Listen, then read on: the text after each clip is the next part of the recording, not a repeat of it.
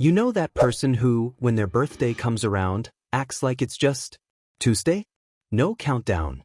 No dramatic, it's my birthday month. No expectation that the world should pause and sing to them. Maybe you're that person. Someone says, "So, what are you doing for your birthday?" And you shrug. "I don't know. Probably nothing." And they look at you like you just said you don't celebrate gravity. But here's the interesting part. People who treat birthdays like any other day aren't all the same. Behind that casual shrug, there's usually a very specific psychology at work.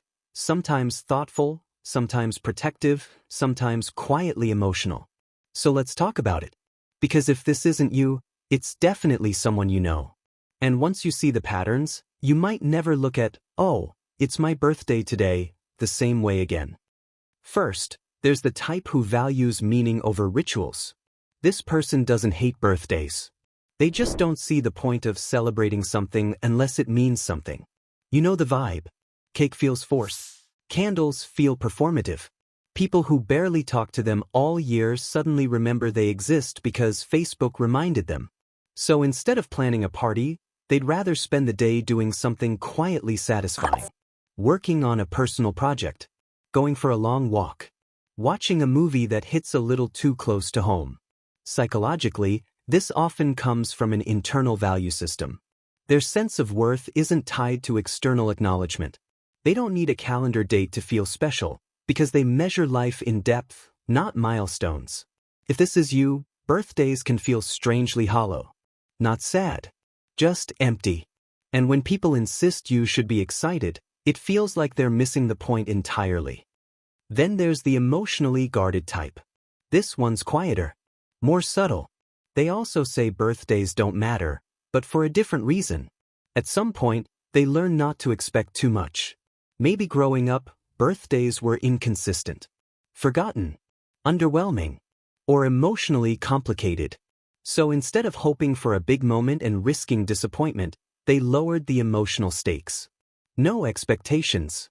No letdown. Treating a birthday like any other day becomes a form of self-protection. If nothing special happens, that's fine. If something nice does happen, it's a bonus. Psychologically, this is emotional risk management. They're not cold. They're careful. If this is you, you might notice a slight tension when people make a big deal out of your birthday. Not because you hate attention, but because attention feels unpredictable. And unpredictability doesn't feel safe. Then there's the hyper-independent type. This person doesn't want to feel like they need celebration.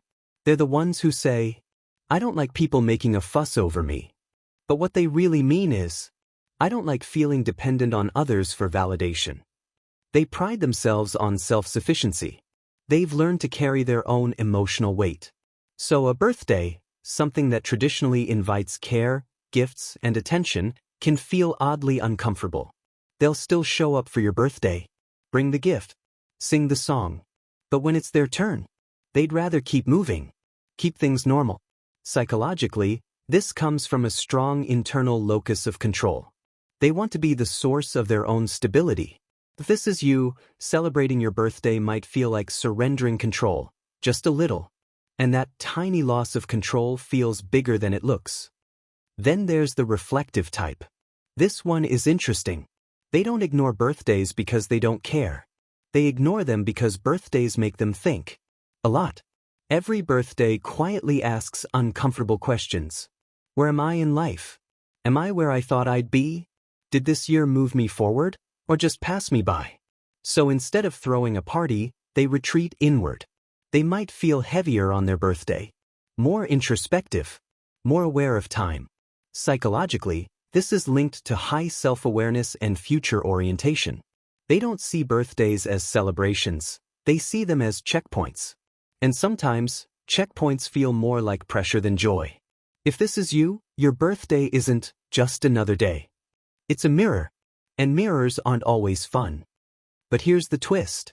Sometimes, people who treat birthdays like any other day aren't indifferent at all. They're just selective. They don't want noise. They want sincerity. They don't want 30 messages that say, HBD.